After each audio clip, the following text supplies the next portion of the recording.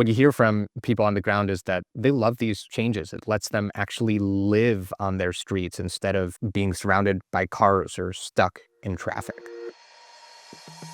Every day when I come to the office, I drive. If I took public transportation, my commute would take me like an hour longer. And a lot of that comes from the way that the US has decided to plan its cities and really put an emphasis on making infrastructure for people to drive. And in my reporting, I've gotten to see some of the other ways that countries around the world treat transportation priorities.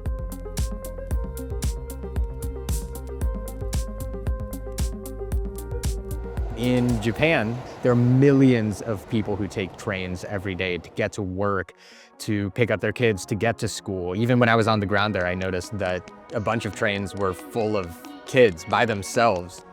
And it's because it's safe, it's easy, and there's just a culture of transit there where everybody grows up taking the train.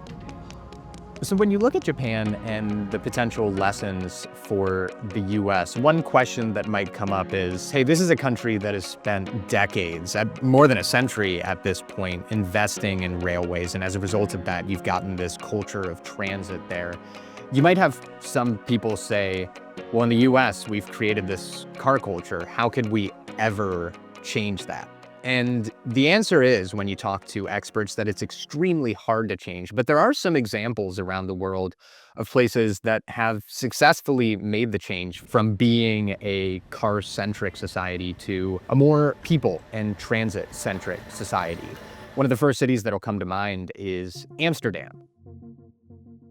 In the mid-century and into the 70s, Amsterdam was going down a very similar road to the US. I looked at this in a report I did on jaywalking laws in the US and how some pedestrian advocates say that jaywalking laws have essentially criminalized walking.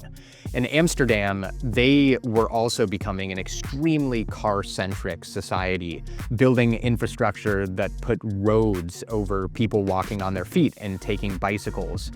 But in the 1970s, you had a group of advocates who were concerned about the safety of school children. They banded together and demanded that the government take action. And as a result of that, they began investing less heavily in road infrastructure and began building things like bike lanes and bridges that went over major roadways. And in the decades since, you've seen cities like Amsterdam transform into what a lot of people would say is a haven for bicycles. Paris is another city that in the past several years, they've made a concerted effort to make the city more pedestrian-friendly. They have literally closed down streets throughout the city to car traffic. There are, of course, drivers who are opposed to these changes, but what you hear from people on the ground is that they love these changes. It lets them actually live on their streets instead of being surrounded by cars or stuck in traffic. The reporting I've done about transportation systems around the world has really opened my eyes to the fact that things don't need to be the way that they've always been. When I was growing up, getting my first car was one of the best moments of my life. You know, like the classic story of everyone in America, a car equals freedom.